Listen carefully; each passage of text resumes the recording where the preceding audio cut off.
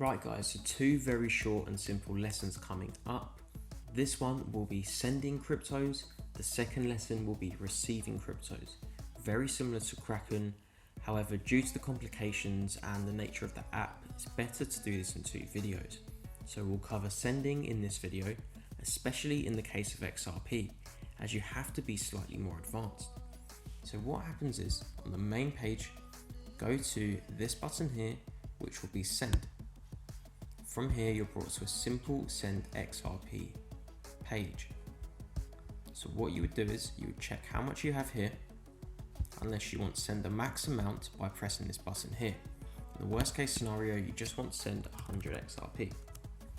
What you would do is you would go to Kraken or any other exchange or any other wallet for that matter.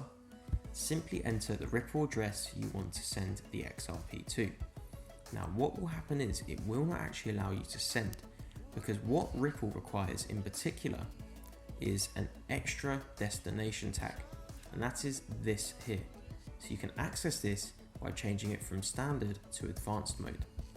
From here you enter the tag, which should come with every single Ripple address you have. Otherwise it would be impossible to send this and identify the address.